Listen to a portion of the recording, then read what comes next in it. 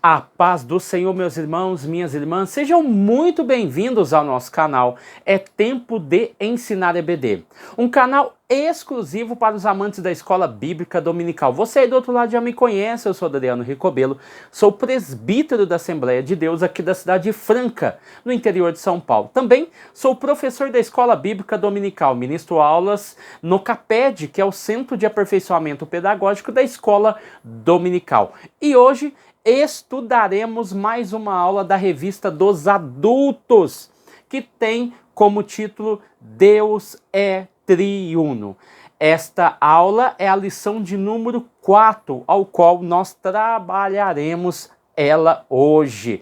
E antes de nós iniciarmos o nosso vídeo, eu gostaria de pedir para vocês 3 coisas importantes. Primeiro, deixa aquele like do céu, aquele like abençoado que tem ajudado muito o nosso canal. Também deixe o seu comentário, isso é muito importante. Quero deixar um coração, quero deixar uma mensagem de bênção para você e pode ter certeza que você será abençoado. Também não deixe de compartilhar os nossos vídeos, porque isso ajuda muito o nosso canal a ser divulgado para aquela pessoa, para aquele professor, professora que ainda não conhece o nosso conteúdo, ok? Então, dados os recados iniciais, vamos aqui iniciar no nosso texto áureo, que se encontra em Mateus capítulo de número 28, versículo de número 19, vai dizer o seguinte: portanto, ide. O ide é um verbo de ação, ou seja, está direcionando para algum lugar, ou está mostrando a direção. Porque o id é um imperativo. E dentro desse imperativo, a ordem é ensinai. Esse é o objetivo do id, ensinai todas as nações. Ou seja, não há distinção, porque as nações são o ambiente a ser anunciado. John Wesley deixou muito claro e bem explícito que o mundo é minha paróquia, mostrando que o mundo é o local de ação da pregação de John Wesley. E assim, a outra ênfase, além de ensinar, também é batizar. Só que o batismo, ele vem acompanhado da tríade poderosa, que é em nome do Pai, em nome do Filho e do Espírito Santo. Então nós estamos falando aqui da universalização ou a universalidade da salvação. E como esse id, ele é um imperativo, ele manda batizar e ele manda fazer discípulos, tá? Então, quando nós olhamos aqui em nome do Pai, em nome do Filho, a ideia que denota aqui é dentro, ou seja, dentro do nome.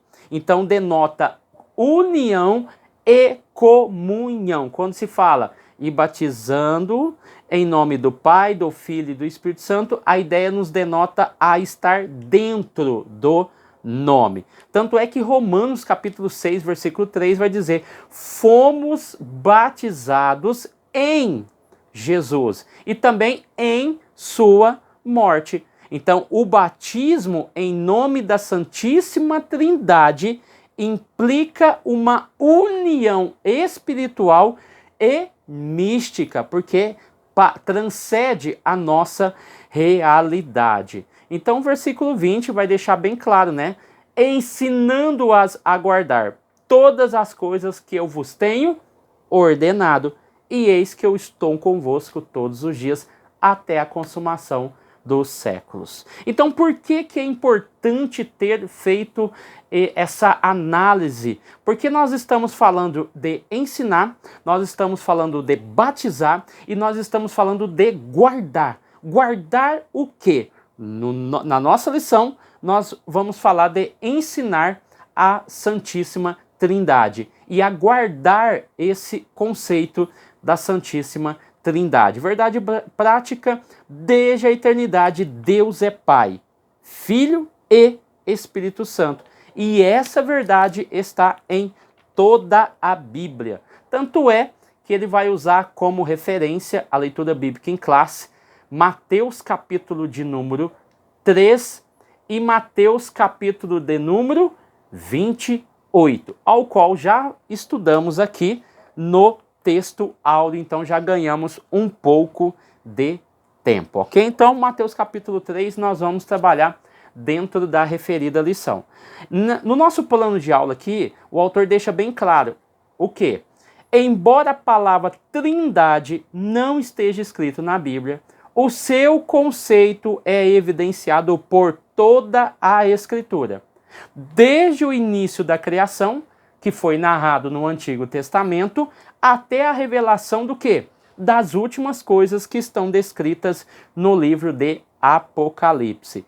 Então, nós vamos demonstrar que a Bíblia apresenta a Trindade, vamos indicar as principais heresias e vamos explicar os perigos do unicismo na atualidade. Então, é importante, irmãos, que é óbvio que nós não teremos tempo hábil para poder trazer todo o conteúdo de maneira minuciosa, até porque nós temos que respeitar aquilo que o autor deixou escrito para nós, para que nós não possamos aí sair atropelando tudo e no final não ensinar nada. Fato é que ele traz aqui um conteúdo muito bom, muito excelente, que vai agregar muito ao nosso conhecimento.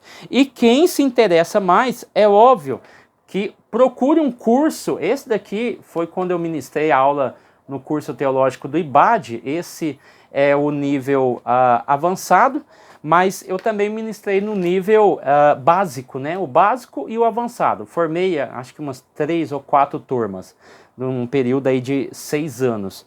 Fato é que esses conteúdos, eles não são novidades, eles não são algo revelado, não. É questão de ler. Quem lê e quem estuda, aprende, entende, compreende, e não tem ninguém melhor ou mais inteligente do que o outro, pelo contrário.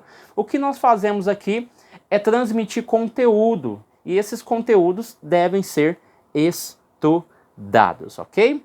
Então vamos lá. Dentro da nossa introdução, vai dizer, o Novo Testamento mostra que os cristãos do período apostólico reconhecia o seu Deus como triuno, sem precisar de formulação teológica. Então aqui nós já temos uma base bem sólida dentro da nossa introdução, mostrando uma realidade da igreja do primeiro século, que vai aí até o 3º para 4º século. Lembrando aí que nós já estudamos que os gnósticos, docetistas, o ebionismo, mas principalmente a corrente gnóstica, ela percorreu até o 5º século da era cristã. Então, falar dessa questão da formulação teológica é defender os princípios aplicados já no período da igreja primitiva, que não questionaram, mas aceitaram de bom grado a ideia do Jesus Deus, do Pai e do Espírito Santo. E ao longo do tempo, como nós já vamos aprender, principalmente a partir do 3º século, houve algumas questões que precisavam de ser tratadas de forma teológica e assim precisou de uma formulação teológica, os credos que nós conhecemos. Então a Trindade é uma doutrina com sólidos fundamentos bíblicos que nós vamos tratar aqui também no corpo do texto. Então quando nós falamos sobre a formulação teológica, sobre fundamentos bíblicos, a questão é falar o quê?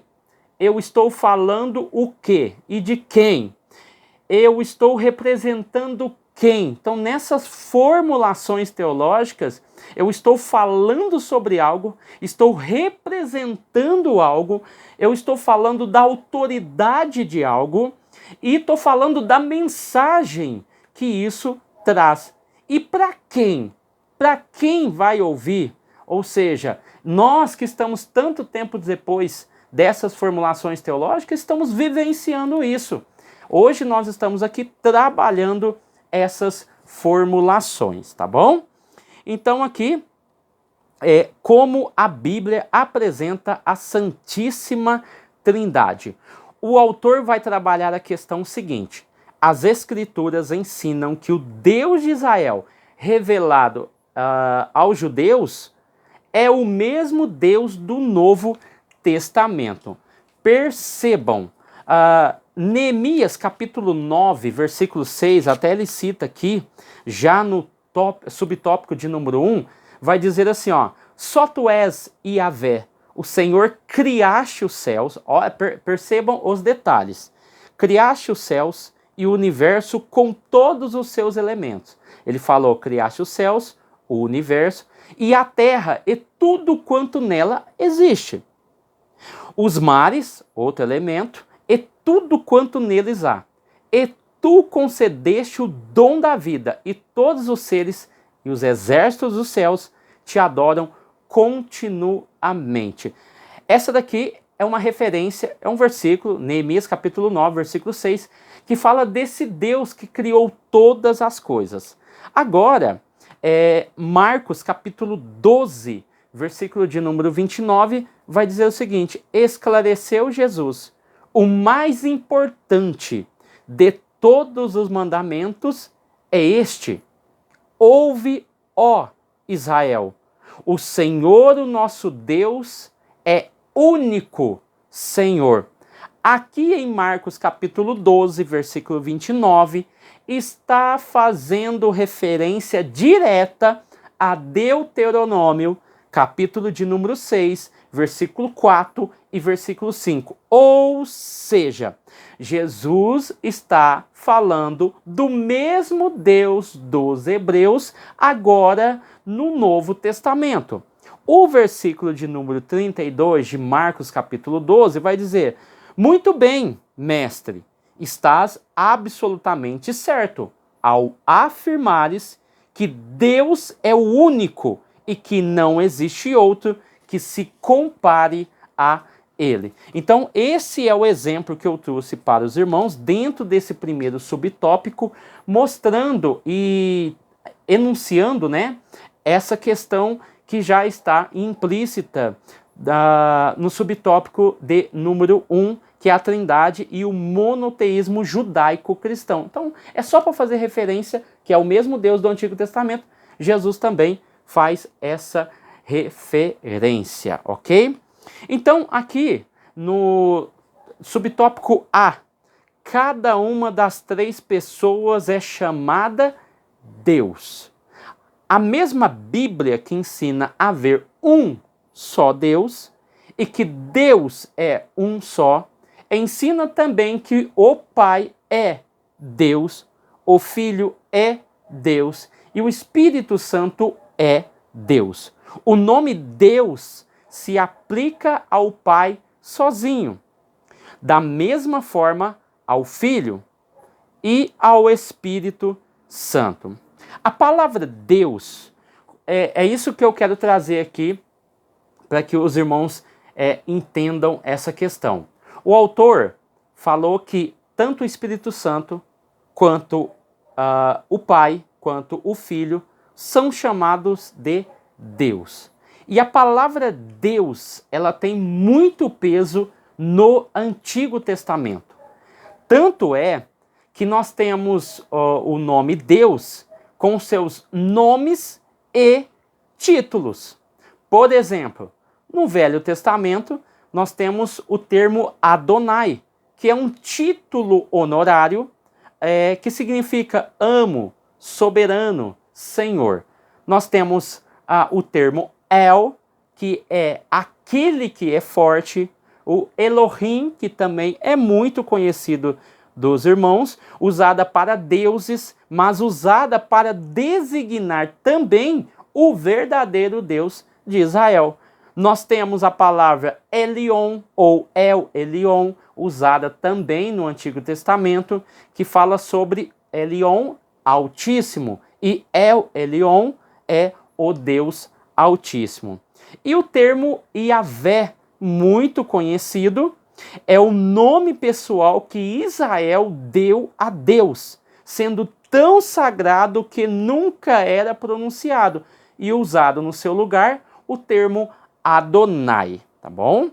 Então aqui, no século 6 e no século de número 7, os judeus maçoretas combinaram as vogais de Adonai com as consoantes de Y, H, W, H, que são as consoantes, o tetagrama, ok?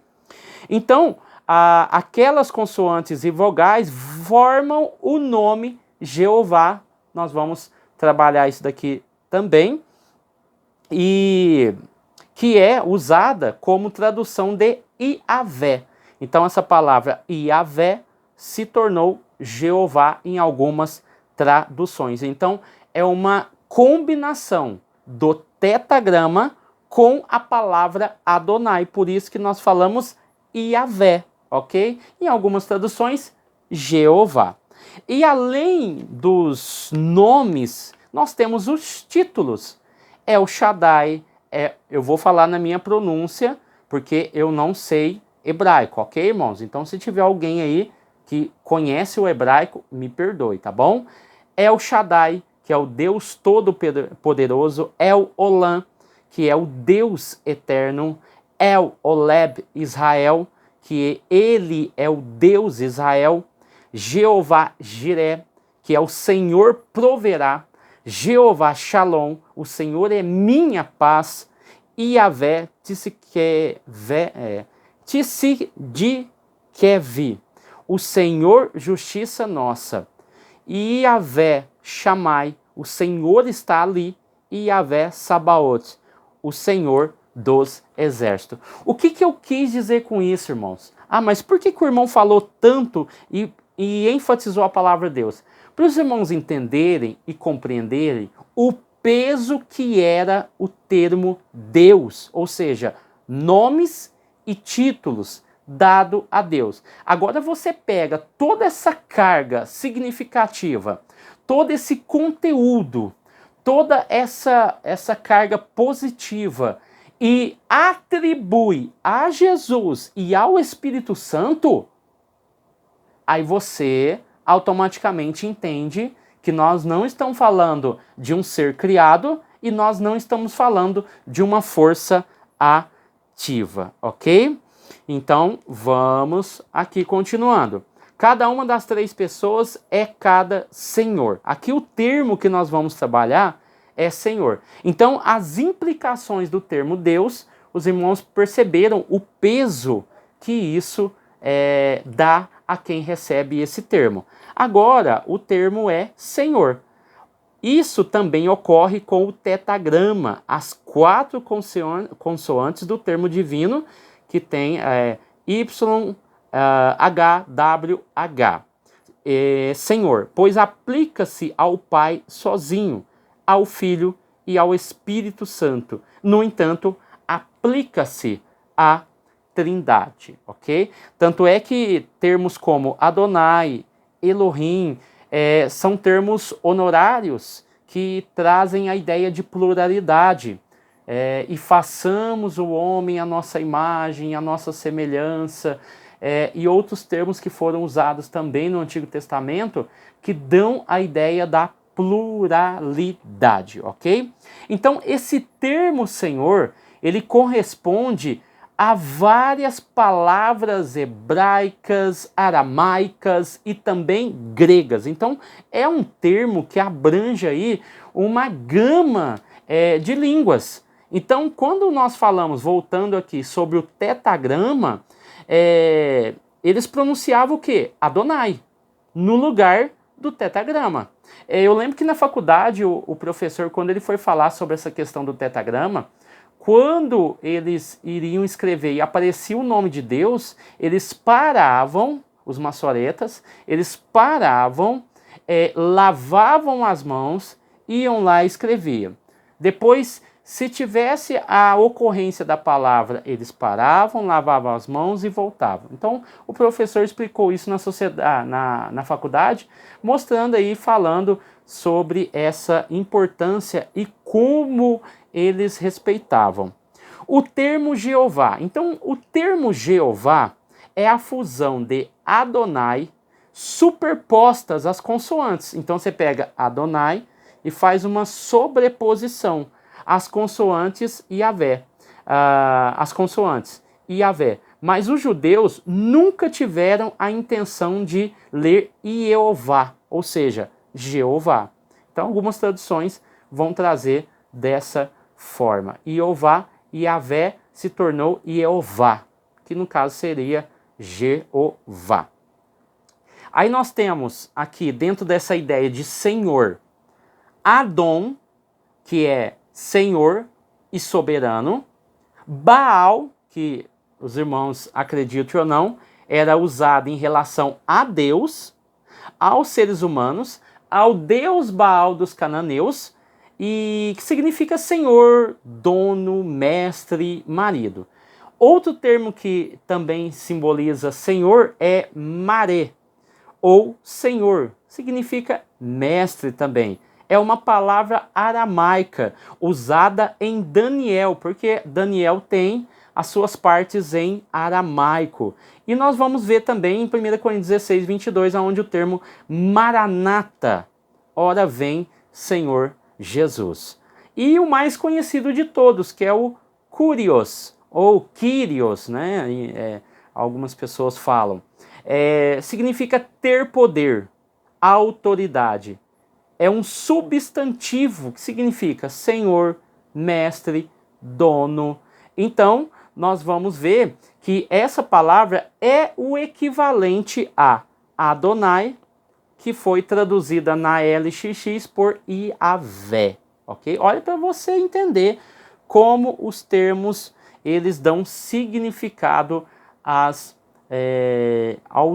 seres, que no caso aqui, o Espírito Santo, vamos falar hipóstases, né? Que fica mais teológico. A hipóstase, que é Jesus e o Espírito Santo.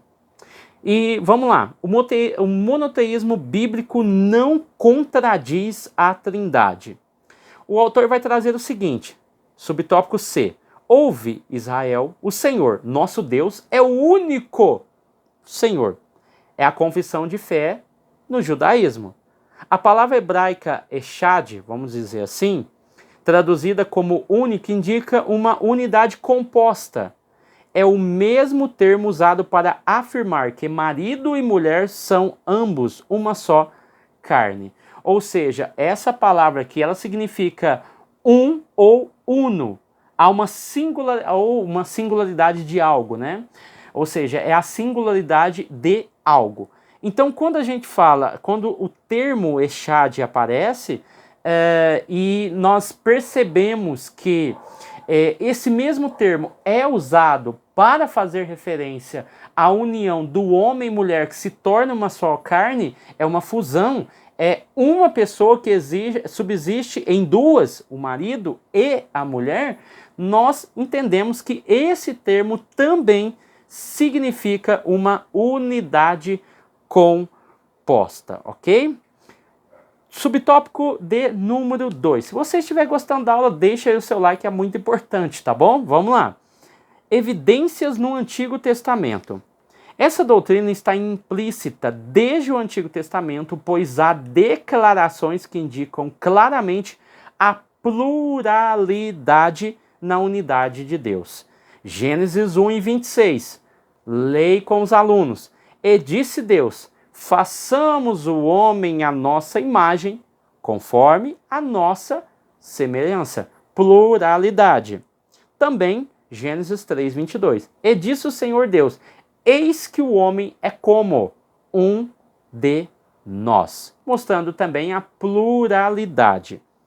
Aqui, também. E o Senhor disse: eia, desçamos e confundamos ali a sua língua, para que não entenda um a língua do outro. Gênesis capítulo de número 11, versículo 6 ao 7. Aí antes de nós entrarmos aqui em Isaías, capítulo 63, do 8 ao 14, vamos aqui falar sobre Mateus capítulo 3, porque isso é muito importante, porque aqui falou sobre um episódio ao qual a Santíssima Trindade se apresenta. Percebam, Marcos capítulo 1, versículo de número 10, no momento em que estava saindo da água, aqui o termo é saindo da água, Jesus viu. Jesus estava saindo e Jesus viu o céu se abrir e o Espírito Santo descer como uma pomba sobre ele. E do céu veio uma grande voz e disse: Tu és o meu filho querido e me dás muita alegria. Esse texto de Marcos, ele é interessante porque ele fala que Jesus estava saindo da água e que Jesus viu o céu aberto. Aqui não há menção de que João Batista viu, tá bom? E nem a multidão que estava junto com ele. Até aqui. Lucas capítulo 3, do 21 ao 22. Depois do batismo de todo aquele povo, aí você vê em cena que Jesus não estava sozinho, havia uma multidão, e depois do batismo de todo aquele povo, Jesus também foi batizado. E quando Jesus estava orando, percebam que em Marcos Jesus está saindo da água. Aqui em Lucas, além dele apresentar a multidão, ele está falando que Jesus está orando. Aí o céu se abriu e o Espírito Santo desceu na forma de uma pomba sobre ele. E do céu veio uma voz que dizia: Tu és o meu filho querido e me dás muita alegria. Agora percebam o detalhe. João, capítulo de número 1, versículo 32 ao 34. João continuou. Aqui é interessante. Eu vi o Espírito Santo descer do céu como uma pomba e parar sobre ele. Eu não sabia quem ele era, mas Deus, que me mandou batizar com água, me disse: Você vai ver o Espírito descer e parar sobre um homem. Esse é quem batiza com o Espírito Santo. E eu vi isso, e por esse motivo tenho declarado que ele é o Filho de Deus. Então, até aqui, João, ele viu, ele presenciou. A única coisa interessante aqui é que a multidão não viu e nem ouviu nada do que aconteceu naquele local. Somente Jesus viu e ouviu, e João viu e ouviu todas aquelas maravilhas. Mas isso não foi suficiente, porque Mateus capítulo de número 11, versículo 3, aqui quando ele está preso, ele vai dizer: O Senhor é aquele que ia chegar, ou devemos esperar outro? Ele havia acabado, tempos atrás, de afirmar que ele era o Filho de Deus, ok?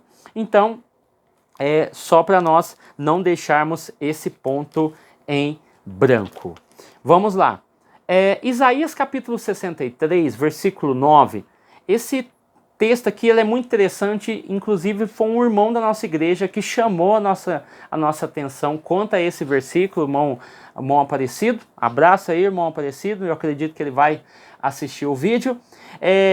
Aqui vai falar sobre o anjo da sua face, ou o anjo da sua presença. Mas quem é este anjo que é apresentado aqui? E por que que o autor colocou esse versículo, sendo que nós estamos falando de um anjo? Aqui é simples. O termo Malach Yavé não é um anjo, não está falando de um anjo. Não está falando de um arcanjo, porque o anjo aqui significa mensageiro, mas sim a própria personificação da presença divina, uma atividade pré-encarnada da segunda pessoa da Trindade. Aquele que é chamado Malach Panim, ou seja, não pode ser ninguém menos do que aquele através de quem Deus vê e é visto. Quem é? Percebam, quem é aquele que através de quem Deus vê e é visto? É o próprio Jesus. Quando eles viam Jesus, eles viam ao Pai. Então, é interessante que a aula passada nós falamos sobre isso, né? Sobre essa questão da divindade de Jesus. E nós falamos, eu até citei na aula, que a carne é a divisão em quem crê e quem não crê. Por isso que João bateu muito nessa tecla. Quem não reconhece Jesus em carne, esse daí é considerado o anticristo. Porque Jesus veio e encarnou, ou seja, aquele que crê na carne acredita que ele é o Filho de Deus, ok? Vamos lá. Subtópico 3, revelada no Novo Testamento. A trindade bíblica, ou seja, a trindade em si mesma, pregada pelos cristãos, consiste em um só Deus que subsiste eternamente em três pessoas distintas ou três hipóstases. É interessante. O termo trindade é um termo cunhado por Atanásio de Alexandria, que viveu aí no ano 296 a 373 depois de Cristo. Próximo ao século IV, um forte grupo na igreja, porque quando a gente fala de gnóstico, quando a gente fala de docetismo, quando a gente fala de ebionismo, quando nós falamos aqui dos ismos que vão aparecer, são pessoas que estavam dentro da igreja, irmão. São pessoas, bispos, pessoas importantes, que tinham a caneta na mão, que tinham poder nas palavras, e elas tinham muito argumento para poder debater com a própria igreja. Então, no século IV, um forte grupo sob a liderança de Ário, que aí vem o arianismo, daí vem hoje os testemunhos de Jeová, através das ideias de Ário, afirmava que Jesus era um anjo criado, condenado, e foi condenado aí no concílio de Nicéia, 325 depois de Cristo. Então, a decisão ela foi repetida e o credo de Nicéia recebeu sua forma final no concílio de Constantinopla, no ano 381 depois de Cristo. Então esse termo trindade ele não existe na Bíblia e o termo, para nós falarmos três pessoas distintas, você pode usar o termo hipóstasis, que é o termo mais coerente dentro da teologia para falar sobre essa questão. A trindade em si. A base bíblica da trindade salta à vista de qualquer leitor. Tá? No Novo Testamento, a começar pela grande comissão, que nós já falamos, foi muito importante falar, a distribuição dos dons espirituais na bênção apostólica, a bênção trinitária, na unidade da igreja, a obra de salvação, são passagens tripartidas que revelam a trindade, ok? Então aqui, a trindade dos credos. Vamos aqui, aí a gente vai falando um pouco. A trindade dos credos. A trindade é a união de três hipóstases, ou três pessoas, se você quiser falar, o Pai, o Filho e o Espírito Santo, em uma só divindade, iguais em poder, glória, majestade e eternidade. E da mesma substância, embora sejam distintas. É um só Deus que apresenta-se, ele é três hipóstases, ou três pessoas. Então, quando a gente fala de definições antinitárias de Deus, grande parte dos unicistas ou monarquinistas de Deus entendem Deus como um ser pessoal e não como três pessoas ou três hipóteses em um ser. É inconcebível essa ideia. Então, pela lógica humana, pelo lado racional humano, é impossível de acreditar. Por isso que é um mistério a questão da trindade. Então, a definição de modalismo ou monarquinismo modalista, unicismo ou sabelianismo, fala que o Pai, o Filho e o Espírito Santo são três máscaras. utilizada pela mesma pessoa divina, em diferentes ocasiões. O Deus Pai no Velho Testamento, o Espírito Santo, Jesus, Deus Jesus e Deus Espírito Santo, mas em formas e ocasiões diferentes, para propósitos diferentes. Então aqui é uma definição daquilo que é modalismo, monarquianismo modalista, ou unicismo, ou sabelianismo. Então tudo termina com ismo porque é movimento, né? Ismo é movimento. Tanto é que o patripassionista diz que Deus Pai morreu na cruz, o Pai, Filho e Espírito Santo foram sucessivas revelações da pessoa divina em ordem cronológica. Então, para o patripassionistas, Deus Pai morreu na cruz, não foi Jesus. Porque eles são um só, eles entendem como um Deus só.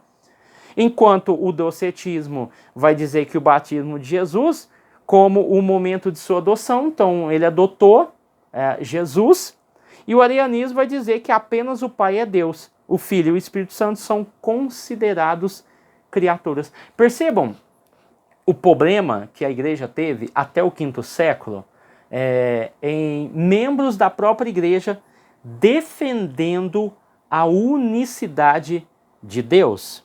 Percebam isso? Deixa eu ver se eu marquei mais alguma coisa aqui. O ponto em debate nos concílios era justamente isso. Se Jesus era da mesma essência que o Pai, aí eles deram um termo, homoousios. O que vai mudar aqui é o i, né? Homoousios.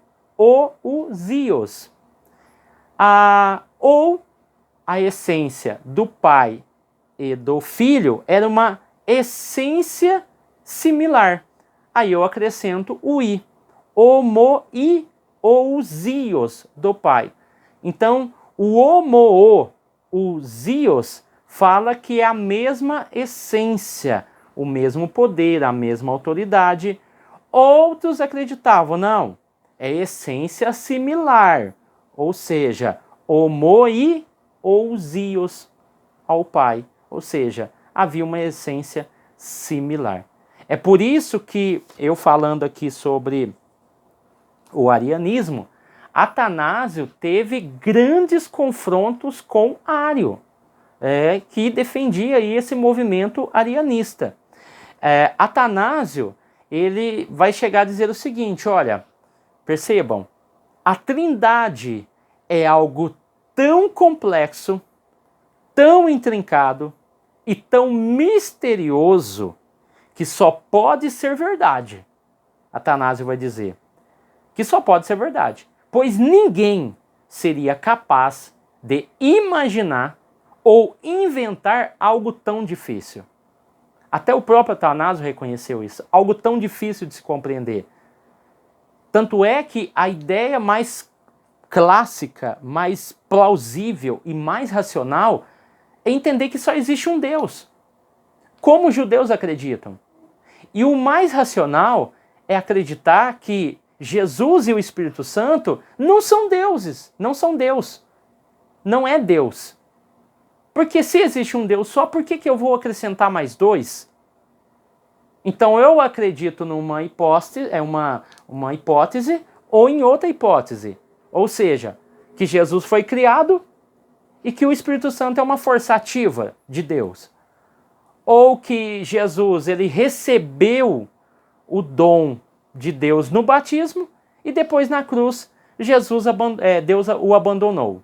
Ou também aquela teoria do espantalho, né, que nós estudamos na outra aula, que é Deus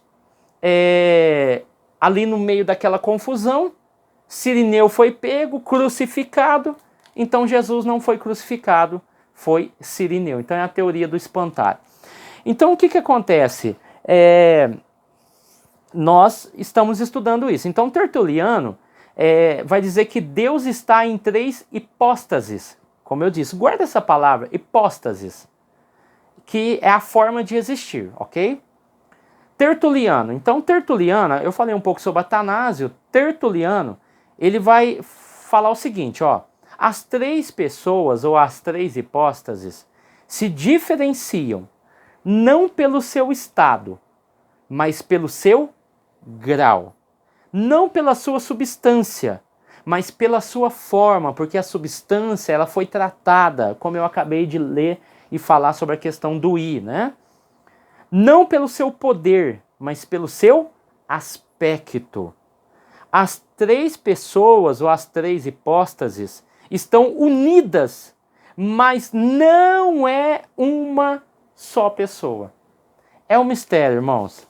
É um mistério muito grande isso, que a mente humana ela não consegue extrair tudo isso. Então, a Trindade, quando nós falamos sobre Trinitária, que é a Trindade, Deus é um.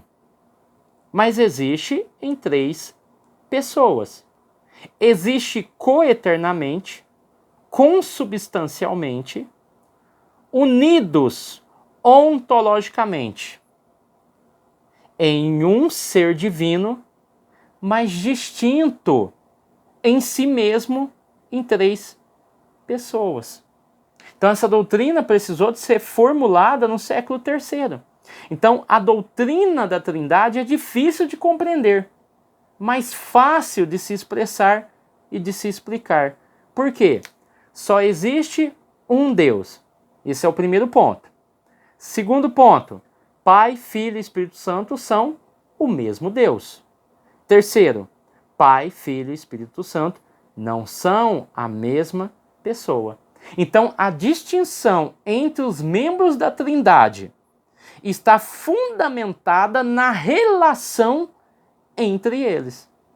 É por isso que você vê o credo de Atanásio, né? É interessante aqui, eu estou até com ele aberto aqui. Nós vamos ver aqui no credo de Nicéia, que unificou a fé da igreja, e começa o seguinte, ó, cremos em um só Deus, Pai onipotente, Criador de todas as coisas, visíveis e invisíveis, e em um só Senhor Jesus Cristo, Filho de Deus, gerado do Pai, unigênito da essência do Pai, Deus de Deus, luz de luz, verdadeiro Deus de verdadeiro Deus. Gerado, não feito consubstancial, ou seja, sem a presença do I, né, que é homoousios, com o Pai, porque em todas as coisas foram feitas no céu e na terra, o qual foi feito homem, padeceu e ao terceiro dia ressuscitou. Subiu ao céu e retornará para julgar os vivos e os mortos.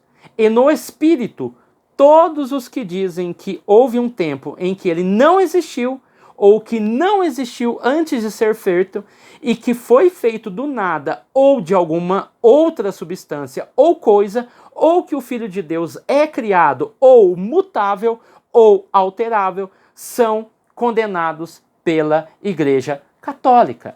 Então, é por isso que São Cipriano, quando ele vai falar, fora da igreja não há salvação, porque eles já haviam definido o seu credo, que é acreditar, e ele falava ali sobre os lápises, né?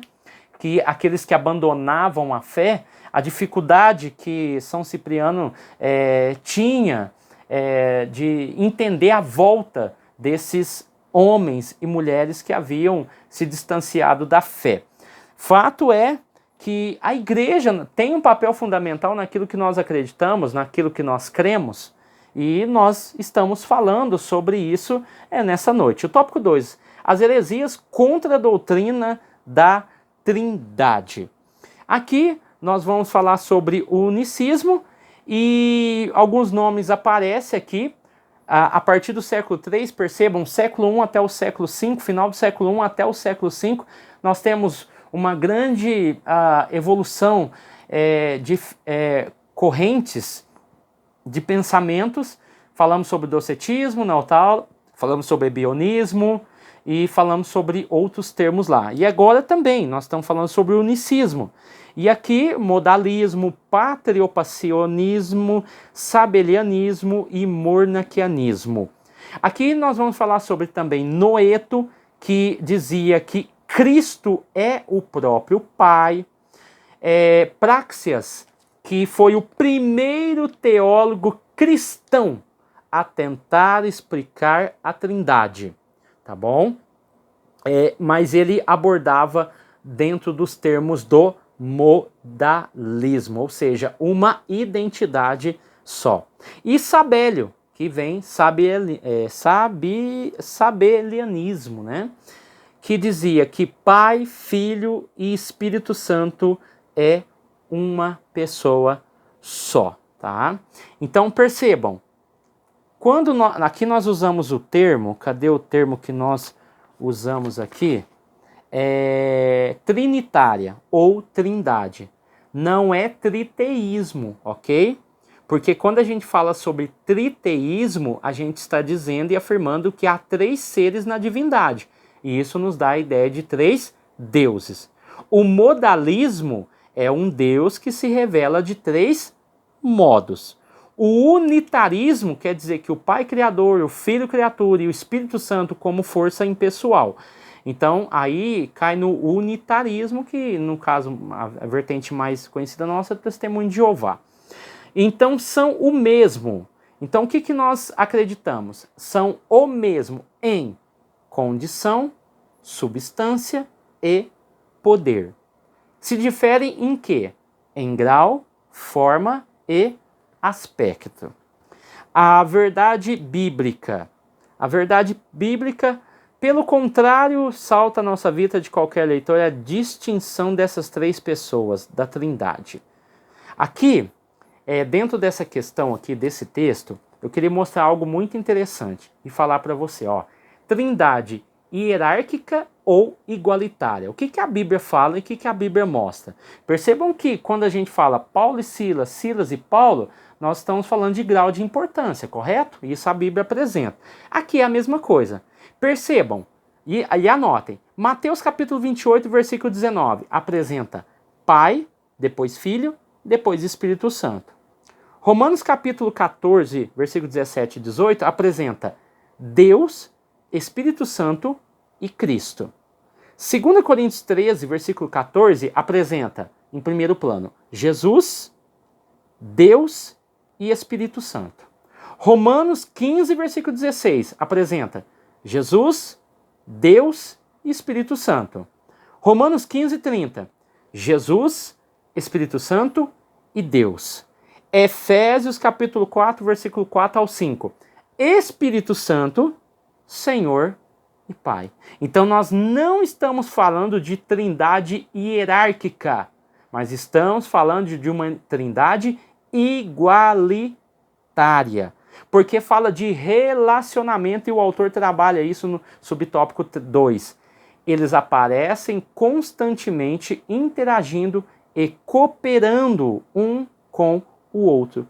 A distinção entre eles está na relação entre eles. O Pai gerou o Filho e o Espírito Santo procede do Filho e do Pai. Ok? Então aqui nós encerramos essa primeira parte falando sobre o unicismo. E aqui também eu só queria deixar claro aqui, para a gente ir para o tópico 3 e fazer o nosso encerramento, que Ário também, lembra que eu falei aqui do concílio de Nicéia, aonde foi feito o credo depois da condenação de Ário? Quando Ário ele foi assim um presbítero, né? Ele era um exegeta também. E quando ele foi excomungado, ele escreveu um credo para os líderes que acreditavam no unicismo.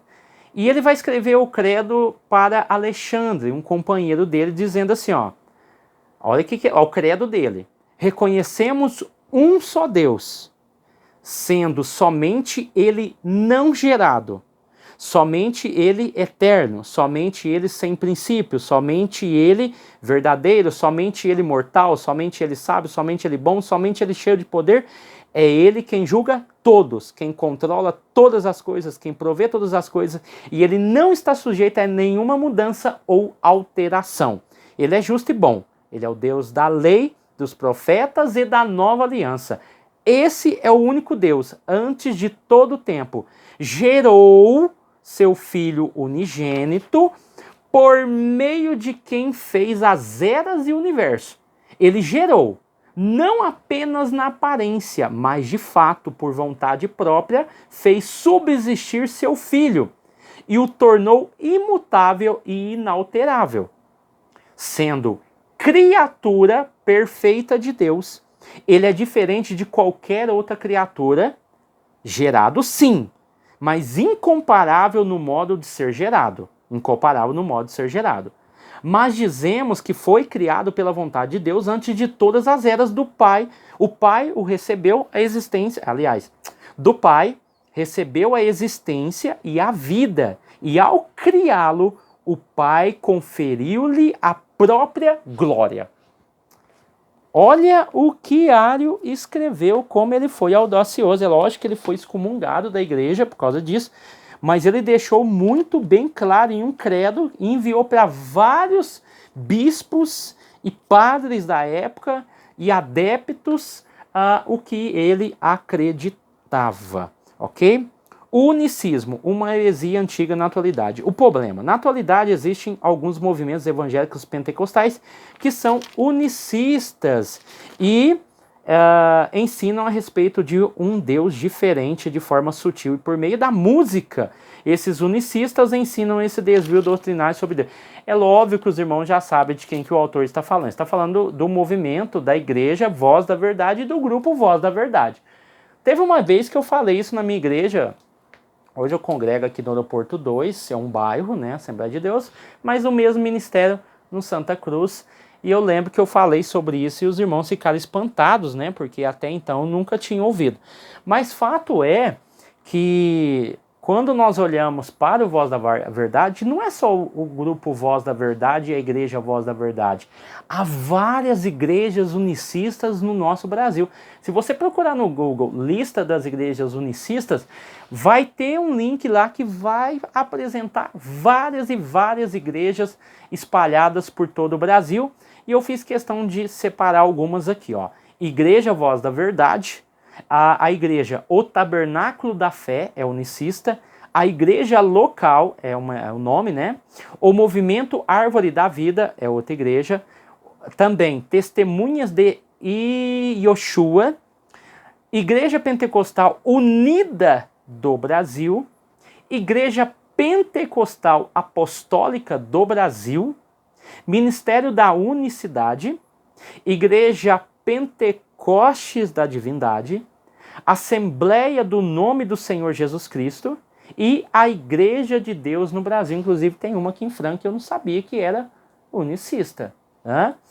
Então, fato é que a CGADB, quem mora no estado de São Paulo conhece a CGADB, ela divulgou uma lista, né?